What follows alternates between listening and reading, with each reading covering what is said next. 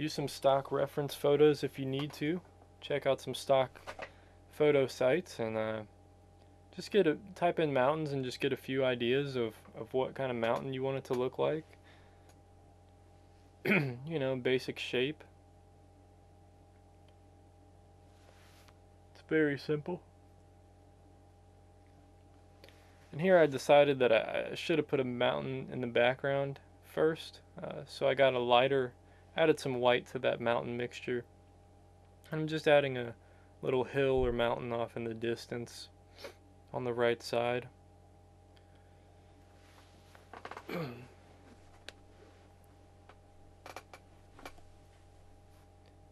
You know, you can add anything in the background that you want.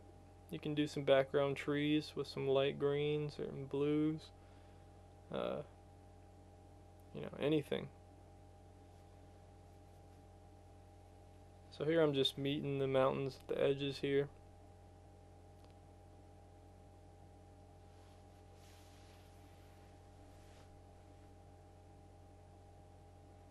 I just wanted people to realize that this mountain, the smaller one I'm painting at the moment, is behind the bigger mountain. So that's why I'm making it a lighter color. Usually things lighter or farther away.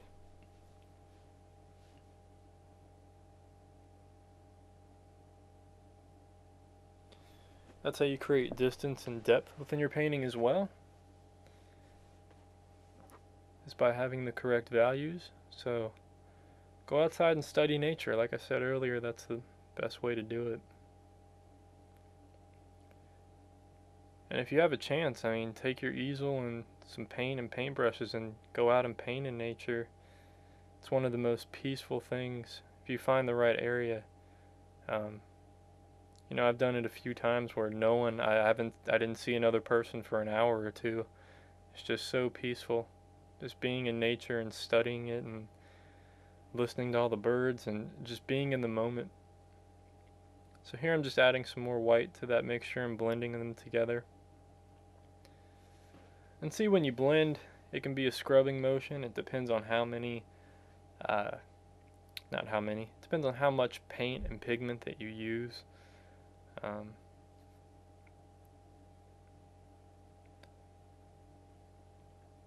Here I'm making some little bit of texture here and there, adding some highlights and such. Just giving kind of like a snowy or a rocky texture. Just some variation so it's not so flat.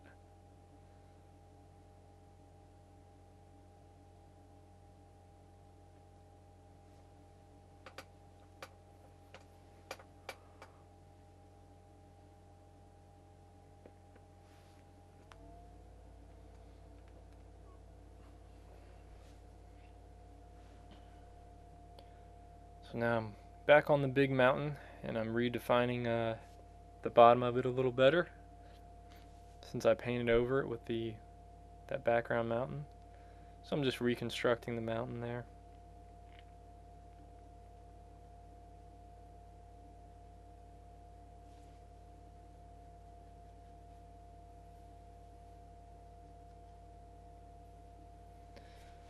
Alright, this is where I start blending a little bit because the mountain is still wet. So I just threw some white right on the canvas and I'm just blending the white all at the bottom. And just blending it at the bottom of the mountain. And what this does, creates depth and it creates like a misty effect at the bottom of the mountain. Because in reality, that's how it would look. The bottom of the mountain is usually lighter in color and more mistier than the very peak and top of the mountain. So I just add touches of white here and there and just blend it in.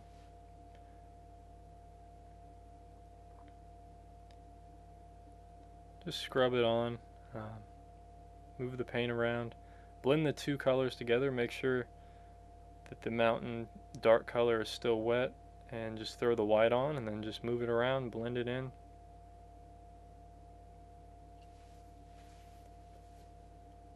Do this as much as needed. But make sure to leave like the peak and the top of the mountain, make sure to leave it a darker color than the bottom of the mountain. Don't blend it all the way up. You want a smooth transition, but just be careful where you're blending it, and be aware of what you're doing.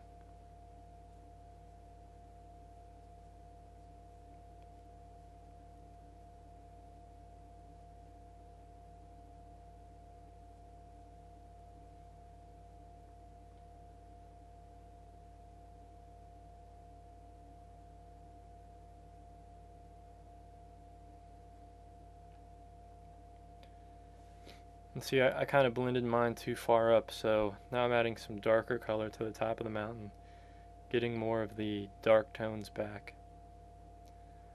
And just blending it a little downward so that there's more contrast. Because this is going to be the main focal point in the composition of the painting.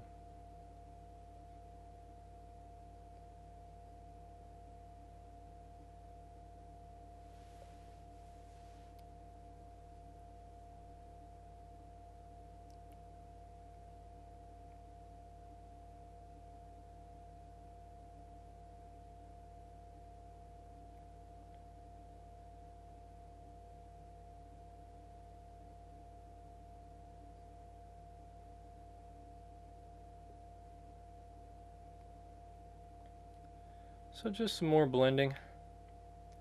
Just trying to make it as smooth as possible. It's not that important because we're going to layer on top of this, but it's good practice, and it's good to just have it as smooth as possible.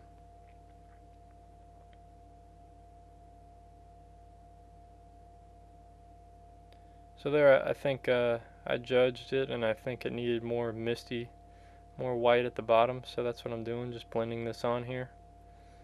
Added some more white. Now you can see the contrast is really starting to come out.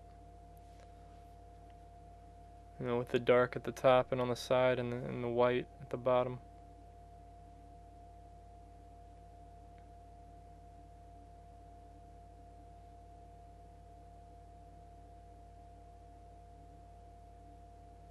You can see the bottom of the mountain, the edge of the bottom of the mountain is becoming a blurred line, and that's kind of what you want.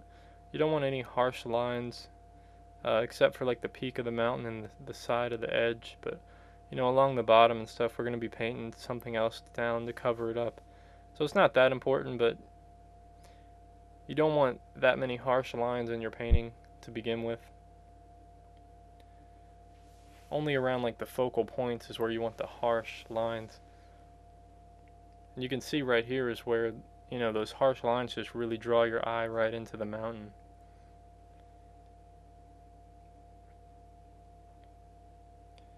So here I'm stepping back, kind of judging it, thinking, what am I going to do next, or what more does the painting need right now?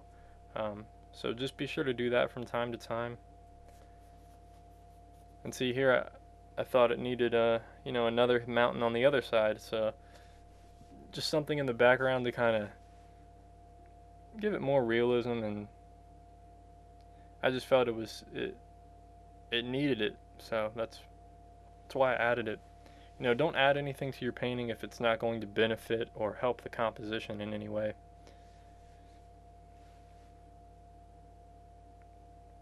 It's kind of like creating music. If any of you have ever delved into creating music, or even just listening to music, I mean, they don't add another instrument or another layer of music or melody unless it helps the song. And because you don't want just a bunch of sounds making this noise. So it's kind of the same thing with the painting. You don't want to add too much. You don't want it to be too noisy. You want it to be in harmony and benefit the whole of the painting and benefit the composition. So keep that in mind.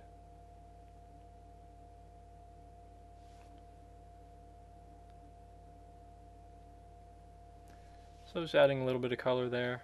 Alright, we're going to move to, looks like the middle ground here, or more of the foreground. So I have a dark green color. I'm going to start painting in some land. and some distant trees. So this is kind of like the bottom of the mountain, you know, more towards what's around the mountain.